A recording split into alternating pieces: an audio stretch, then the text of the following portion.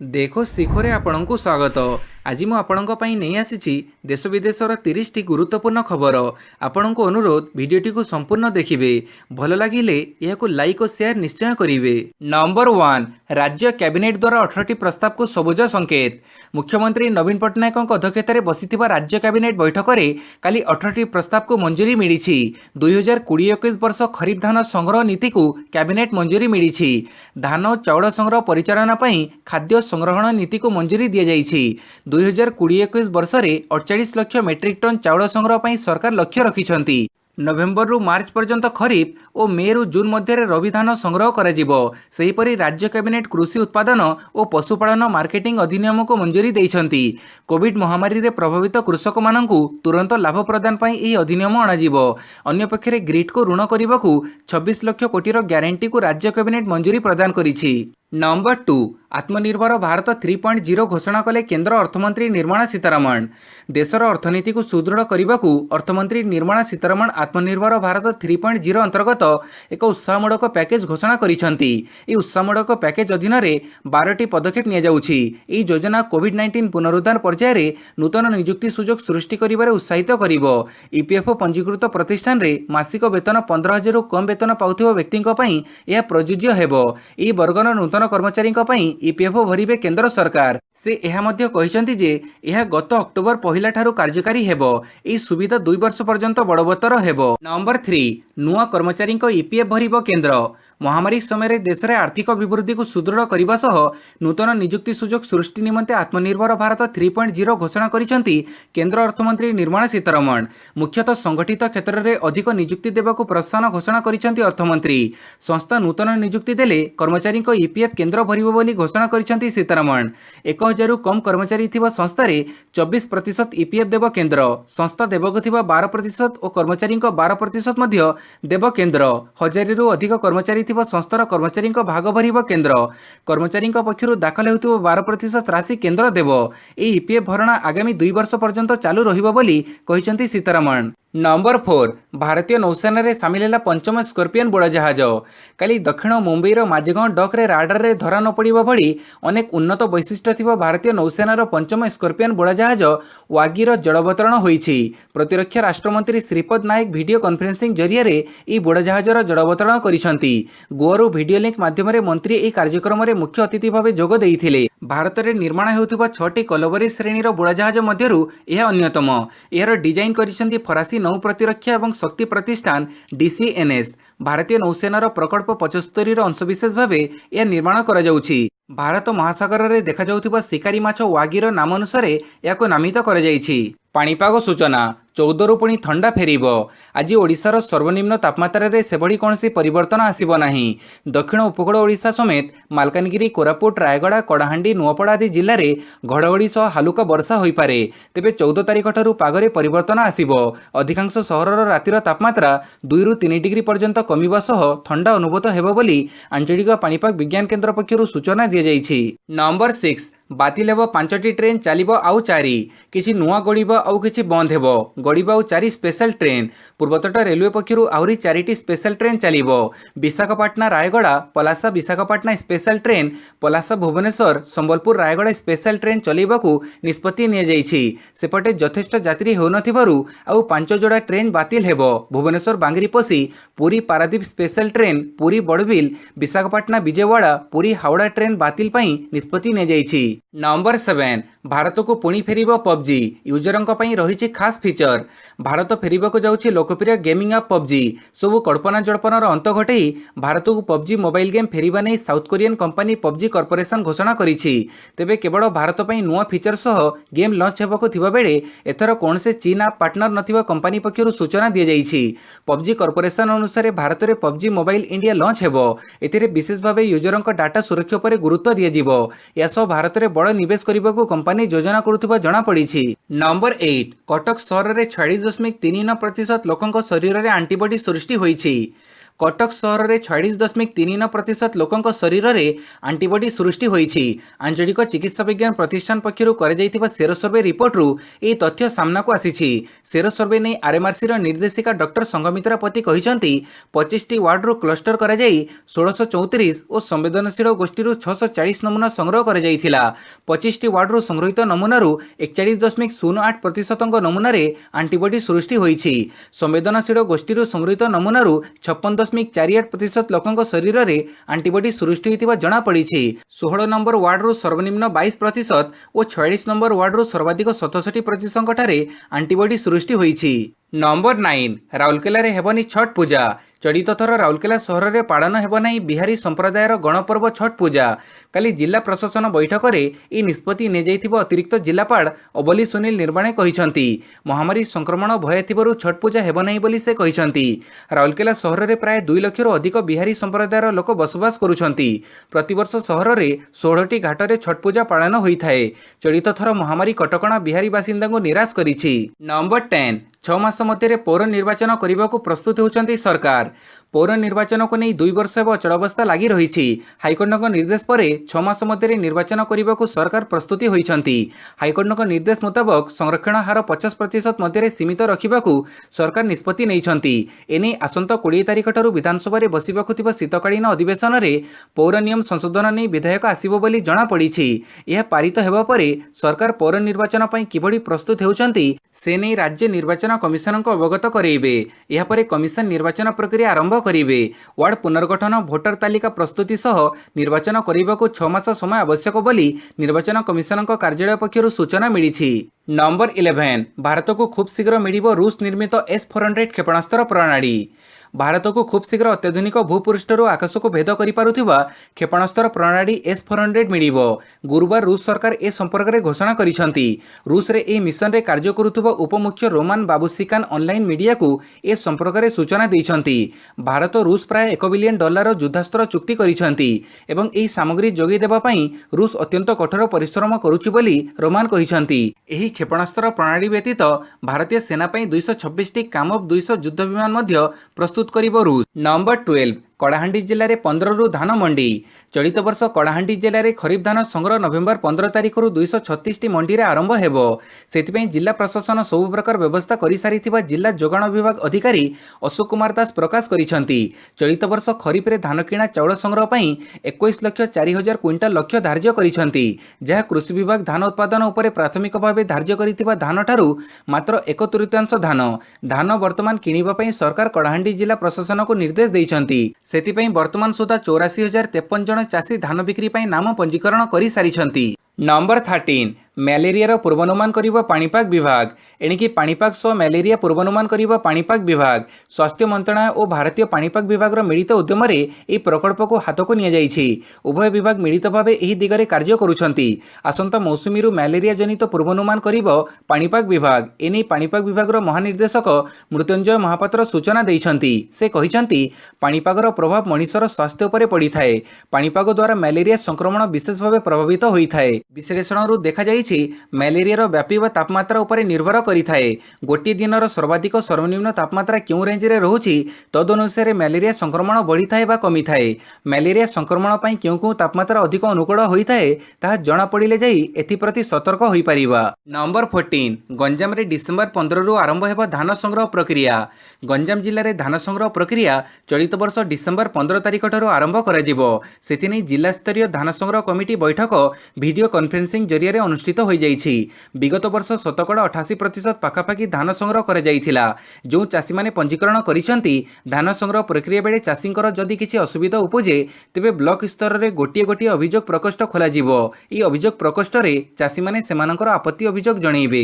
ଏହାଦ୍ୱାରା ସେଗୁଡ଼ିକ ଜିଲ୍ଲା ପ୍ରଶାସନର ନଜରକୁ ଆସିବ ଏବଂ ସେହି ସମସ୍ୟାଗୁଡ଼ିକ ସମାଧାନ ହେବ। ଏଥିସହିତ ସେହି କମିଟି ଦ୍ୱାରା ଦୈନିକ ରିପୋର୍ଟ ମଧ୍ୟ ହାସଲ ହେବ ଏବଂ ଧାନ ସଂଗ୍ରହ ପ୍ରକ୍ରିୟାରେ ସ୍ୱଚ୍ଛତା ବଜାୟ ରହିବ।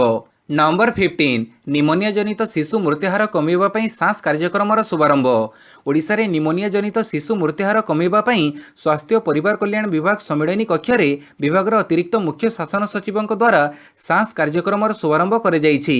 ଏହି ଅବସରରେ ବ୍ୟାପକ ଜନସଚେତନତା ପାଇଁ ଅନେକ ସ୍ୱାସ୍ଥ୍ୟ ଶିକ୍ଷା ଉପକରଣ ଉନ୍ମୋଚିତ ହୋଇଛି। ଏହି କାର୍ଯ୍ୟକ୍ରମ କାଲି ଶୁଭାରମ୍ଭ ହୋଇଯାଇଥିବା ବେଳେ 2021 ଫେବୃଆରୀ 28 ପର୍ଯ୍ୟନ୍ତ ଚାଲିବ। କାର୍ଯ୍ୟକ୍ରମରେ ଆଶା ଓ ସ୍ୱାସ୍ଥ୍ୟକର୍ମୀମାନେ 5 ବର୍ଷରୁ କମ୍ ବୟସର ଶିଶୁମାନଙ୍କର ନ୍ୟୁମୋନିଆ ଲକ୍ଷଣ ଚିହ୍ନଟ କରିବା ସହିତ ଚିକିତ୍ସା ପାଇଁ ପଦକ୍ଷେପ ନେବେ ଓ ସେ ସମ୍ପର୍କରେ ଜନସାଧାରଣଙ୍କୁ ସଚେତନ କରିବେ। ନମ୍ବର 16 ଜେଏନୟୁରେ ସ୍ୱାମୀ ବିବେକାନନ୍ଦଙ୍କ ପ୍ରତିମୂର୍ତ୍ତି ଉନ୍ମୋଚନ କଲେ ମୋଦି। ଦେଶର ପ୍ରସିଦ୍ଧ ଜବାହରଲାଲ ନେହେରୁ ବିଶ୍ୱବିଦ୍ୟାଳୟ ଅର୍ଥାତ୍ ଜେଏନୟୁ ପରିସରରେ ସ୍ୱାମୀ ବିବେକାନନ୍ଦଙ୍କ ପୂର୍ଣ୍ଣ ପ୍ରତିମୂର୍ତ୍ତିକୁ ଉନ୍ମୋଚନ କରିଛନ୍ତି ପ୍ରଧାନମନ୍ତ୍ରୀ ନରେନ୍ଦ୍ର ମୋଦି। କାଲି ସନ୍ଧ୍ୟାରେ ସେ ଭିଡ଼ିଓ କନଫରେନ୍ସିଂ ଜରିଆରେ ଏହାକୁ ଉନ୍ମୋଚନ କରିଛନ୍ତି। ଏଥିପାଇଁ ଏକ ସ୍ୱତନ୍ତ୍ର କାର୍ଯ୍ୟକ୍ରମର ଆୟୋଜନ କରାଯାଇଥିଲା। ଏଥିରେ ଉଦ୍ବୋଧନ ଦେଇ ସେ କହିଛନ୍ତି, ଆଜି ଉନ୍ମୋଚିତ ହୋଇଥିବା ବିବେକାନନ୍ଦଙ୍କ ଷ୍ଟାଚ୍ୟୁକୁ ଦେଖିଲେ ସମସ୍ତଙ୍କ ମଧ୍ୟରେ ସାହସ ଓ ସଂଯମତା ଗୁଣ ବୃଦ୍ଧି ପାଇବ। ସ୍ୱାମୀ ବିବେକାନନ୍ଦ ଚାହୁଁଥିଲେ ଯେ ଦେଶର ଶିକ୍ଷା ବ୍ୟବସ୍ଥା ସମସ୍ତଙ୍କୁ ଆତ୍ମବିଶ୍ୱାସ ଯୋଗାଇ ଦେଉ ଓ ସେମାନଙ୍କୁ ଆତ୍ମନିର୍ଭର କରୁ। ଏବେ ପ୍ରଚଳିତ ହୋଇଥିବା ଜାତୀୟ ଶିକ୍ଷାନୀତି ତାଙ୍କୁ ଦୃଷ୍ଟିରେ ରଖି ପ୍ରସ୍ତୁତ କରାଯାଇଛି। ନମ୍ବର 17 ଉଦ୍ଘାଟିତ ହେଲା ବାଲେଶ୍ୱର ଜିଲ୍ଲା ଇଣ୍ଡୋର ହଲ୍। କାଲି କ୍ରୀଡ଼ା ଓ ଯୁବ ସେବା ମନ୍ତ୍ରୀ ତୁଷାରକାନ୍ତି ବେହେରା ବାଲେଶ୍ୱର ଜିଲ୍ଲା ଗସ୍ତରେ ଯାଇ ନବନିର୍ମିତ ଇଣ୍ଡୋର ହଲ୍ ଓ ସିନ୍ଥେଟିକ୍ ଟେନିସ୍ କୋର୍ଟ ଉଦ୍ଘାଟନ କରିଛନ୍ତି। ଉଡେନ୍ ଫ୍ଲୋର ଯୁକ୍ତ ଏହି ଇଣ୍ଡୋର ହଲ୍ ନିର୍ମାଣ ଫଳରେ ଜିଲ୍ଲାରେ ବ୍ୟାଡମିଣ୍ଟନ ଟୁର୍ଣ୍ଣାମେଣ୍ଟ ଏବଂ ଅଭ୍ୟାସ ସହଜ ହୋଇପାରିବ ବୋଲି କ୍ରୀଡ଼ାମନ୍ତ୍ରୀ ତୁଷାରକାନ୍ତି ବେହେରା ଆଶା ପ୍ରକାଶ କରିଛନ୍ତି। ମନ୍ତ୍ରୀ ଶ୍ରୀ ବେହେରା ପର୍ଯ୍ୟଟନ ବିଭାଗ ଦ୍ୱାରା ଚାନ୍ଦିପୁର ବେଳାଭୂମିର ଉନ୍ନତିକରଣ କାର୍ଯ୍ୟର ମଧ୍ୟ ଅନୁଧ୍ୟାନ କରିଥିଲେ। ଏଥିସହିତ ଜିଲ୍ଲାର ଆଇଟି ଭିତ୍ତିଭୂମି ଟେଲି ଯୋଗାଯୋଗ ବ୍ୟବସ୍ଥା ଉପରେ ମଧ୍ୟ ଶ୍ରୀ ବେହେରା ଜିଲ୍ଲାପାଳଙ୍କ ସହ ଆଲୋଚନା କରିଥିଲେ। ନମ୍ବର 18 ଆଉଥରେ ପୋଷ୍ଟାଲ ବାଲାଟର ଗଣନା ପାଇଁ ଦାବି କଲେ ତେଜସ୍ୱୀ। 2020 ବିହାର ବିଧାନସଭା ନିର୍ବାଚନରେ ଜାଲିଆତି ହୋଇଥିବା ଅଭିଯୋଗ କରି ଯେଉଁସବୁ ନିର୍ବାଚନ ମଣ୍ଡଳୀରେ ଶେଷରେ ପୋଷ୍ଟାଲ ବାଲାଟ ଗଣାଯାଇଥିଲା ସେଠାରେ ପୁଣି ଥରେ ସେଗୁଡ଼ିକୁ ଗଣିବାକୁ ରାଷ୍ଟ୍ରୀୟ ଜନତା ଦଳର ନେତା ତେଜସ୍ୱୀ ଯାଦବ ଗୁରୁବାର ଦିନ ଦାବି କରିଛନ୍ତି। ମାତ୍ର 0.1% ଭୋଟ ବ୍ୟବଧାନରେ ଏନଡିଏ 15ଟି ଆସନ ଅଧିକ ପାଇବା କଥାରେ ସେ ବିସ୍ମିତ ହୋଇଛନ୍ତି। ଏନଡିଏ ସମୁଦାୟ ଭୋଟର 37.3% ପାଇଥିବା ବେଳେ ମହାମେଣ୍ଟ 37.2% ଭୋଟ ପାଇଛି। ପାର୍ଥକ୍ୟ ମାତ୍ର 0.1%। 0.1%କୁ ଭୋଟରେ ପରିବର୍ତ୍ତନ କଲେ ଭୋଟ ସଂଖ୍ୟା ହେବ 12,270। ପ୍ରାୟ 12,000 ଭୋଟରେ ସେମାନେ କେମିତି ଅଧିକ 15ଟି ଆସନରେ ବିଜୟୀ ହେଲେ ବୋଲି ସେ ପଚାରିଛନ୍ତି। ଏହାଛଡ଼ା ସେ କହିଛନ୍ତି କି ଅନେକ ପୋଷ୍ଟାଲ ବାଲାଟ ରଦ୍ଦ କରିଦିଆଯାଇଛି। କାହା ଆଦେଶରେ ପୋଷ୍ଟାଲ ବାଲାଟଗୁଡ଼ିକୁ ଶେଷରେ ଗଣା ହେଲା? ଆମେ ଖୁବ୍ ସ୍ୱଳ୍ପ ବ୍ୟବଧାନରେ ହାରିଥିବାରୁ ପୋଷ୍ଟାଲ ଭୋଟଗୁଡ଼ିକର ପୁନଃ ଗଣନା ଲାଗି ଦାବି କରୁଛୁ। ନମ୍ବର 19 ରାଜ୍ୟରେ 1000 ତଳକୁ ଖସିଲା କୋଭିଡ୍ ସଂକ୍ରମିତଙ୍କ ସଂଖ୍ୟା। କାଲି ରାଜ୍ୟରେ ସଂକ୍ରମିତଙ୍କ ସଂଖ୍ୟା 1000ରୁ କମ୍ ରହିଛି। ରାଜ୍ୟରେ ଗତ 24 ଘଣ୍ଟା ମଧ୍ୟରେ 986 ଜଣ ସଂକ୍ରମିତ ଚିହ୍ନଟ ହୋଇଛନ୍ତି। ଅନୁଗୁଳରୁ 64, ବାଲେଶ୍ୱରରୁ 43, ବରଗଡ଼ରୁ 34, ଭଦ୍ରକରୁ 10, ବଲାଙ୍ଗୀରରୁ 26, ବୌଦ୍ଧରୁ 8, କଟକରୁ 81, ଦେବଗଡ଼ରୁ 5, ଢେଙ୍କାନାଳରୁ 26, ଗଜପତିରୁ 3, ଗଞ୍ଜାମରୁ 15, ଜଗତସିଂହପୁରରୁ 54, ଯାଜପୁରରୁ 28, ଝାରସୁଗୁଡ଼ାରୁ 19, କଳାହାଣ୍ଡିରୁ 42, କନ୍ଧମାଳରୁ 13, କେନ୍ଦ୍ରାପଡ଼ାରୁ 44, କେନ୍ଦୁଝରରୁ 49, ଖୋର୍ଦ୍ଧାରୁ 112, କୋରାପୁଟରୁ 14, ମାଲକାନଗିରିରୁ 6, ମୟୂରଭଞ୍ଜରୁ 57, ନବରଙ୍ଗପୁରରୁ 15, ନୂଆପଡ଼ାରୁ 38, ପୁରୀରୁ 32, ରାୟଗଡ଼ାରୁ 16, ସମ୍ବଲପୁରରୁ 16, ସୋନପୁରରୁ 3 ଓ ସୁନ୍ଦରଗଡ଼ରୁ 80 ଜଣ ଚିହ୍ନଟ ହୋଇଛନ୍ତି। ନମ୍ବର 20 11,200 କୋଟିର ଅତିରିକ୍ତ ବଜେଟକୁ ରାଜ୍ୟ ମନ୍ତ୍ରୀ ପରିଷଦର ମଞ୍ଜୁରୀ। ରାଜ୍ୟ ସରକାର କାଲି 2020-21 ଆର୍ଥିକ ବର୍ଷ ପାଇଁ 11,200 କୋଟି ଟଙ୍କାର ଅତିରିକ୍ତ ବଜେଟକୁ ଅନୁମୋଦନ କରିଛନ୍ତି। ଗୁରୁବାର ସନ୍ଧ୍ୟାରେ ବସିଥିବା ରାଜ୍ୟ ମନ୍ତ୍ରୀ ପରିଷଦର ବୈଠକରେ ଏହାକୁ ମଞ୍ଜୁର କରାଯାଇଛି। ଏହି ଅତିରିକ୍ତ ବଜେଟକୁ ଆସନ୍ତା 20 ତାରିଖରେ ରାଜ୍ୟ ବିଧାନସଭାରେ ଉପସ୍ଥାପନ କରାଯିବ। ଗତ ଫେବୃଆରୀ ମାସରେ ରାଜ୍ୟ ସରକାର ପ୍ରାୟ 1.5 ଲକ୍ଷ କୋଟି ଟଙ୍କାର ବଜେଟ ଉପସ୍ଥାପନ କରିଥିଲେ। ଏହି ଅତିରିକ୍ତ ବଜେଟ ପରେ ବଜେଟର ଆକାର 1,60,000 କୋଟି ଟପିବାର ସମ୍ଭାବନା ରହିଛି। ନମ୍ବର 21 ପୁଣି ଆରମ୍ଭ ହେଲା ନୋ ପ୍ଲାଷ୍ଟିକ୍ ଅଭିଯାନ। 11 ଦୋକାନକୁ ନୋଟିସ୍। ମହାମାରୀ ପାଇଁ ବନ୍ଦ ହୋଇଯାଇଥିବା ବିଏମ୍ସିର ନୋ ପ୍ଲାଷ୍ଟିକ୍ ଅଭିଯାନ ପୁଣି ଆରମ୍ଭ ହୋଇଛି। 2 ଦିନ ହେଲା ରାଜଧାନୀର ବିଭିନ୍ନ ହାଟ ବଜାର ସ୍ଥାନରେ ପ୍ଲାଷ୍ଟିକ୍ ପଲିଥିନ୍ ବ୍ୟବହାର ନ କରିବାକୁ ପ୍ରଚାର କରିବା ପରେ କାଲିଠାରୁ ଚଢ଼ଉ ଆରମ୍ଭ ହୋଇଛି।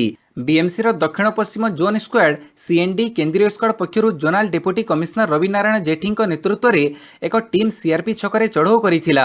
ସିଆର୍ପି ଛକରୁ ଷ୍ଟୁଆର୍ଟ ସ୍କୁଲ ମଧ୍ୟରେ ଥିବା ବିଭିନ୍ନ ଭେଣ୍ଡିଂ ଜୋନ୍ ଉପରେ ଚଢ଼ଉ ହୋଇଥିଲା। ଏଥିରେ 5,000 ଟଙ୍କା ଜରିମାନା ଆଦାୟ ହୋଇଥିବା ବେଳେ 11 ଜଣ ବ୍ୟବସାୟୀଙ୍କୁ ନୋଟିସ୍ କରାଯାଇଛି।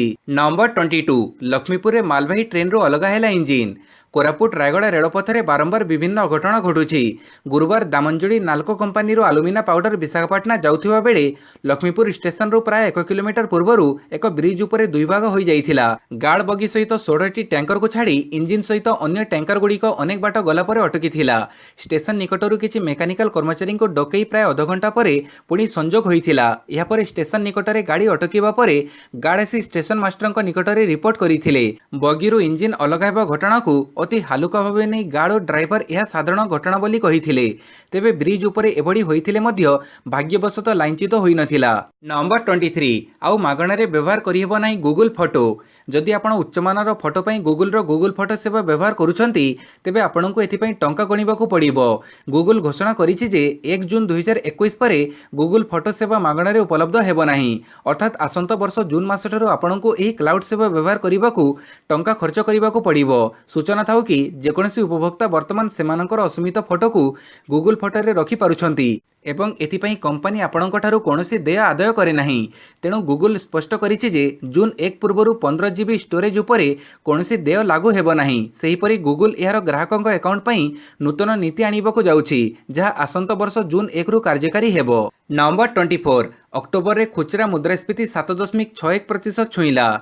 देश में विभिन्न अत्यावश्यक सामग्रीर दरदाम हु हु होई बढ़ी चली। गत अक्टोबर मासरे देशर खुचरा मुद्रास्फीति विगत 6 वर्ष में सर्वोच्च स्तर 7.61% रे पहुंची। यह गत 2014 मे मासरे मोदी सरकार क्षमता को आसिबा परठारु खुचरा मुद्रास्फीतिर सर्वोच्च स्तर। केंद्र परिसंख्यान कार्यक्रम रूपायन मंत्रणालय पक्षरु जारी तथ्य अनुसार अक्टोबर मासर देशर खुचरा मुद्रास्फीति 7.61% थिला। पूर्व मास अर्थात सेप्टेम्बर मासरे यह 7.27% थिला। खाद्य पानीय मुद्रास्फीति 10.16% को वृद्धि पाइथिया बेले मुख्य मुद्रास्फीति 5.47% को वृद्धि पाइछि। नंबर 25 देश में पुणी 47,905 जन कोविड संक्रमित चिन्हट।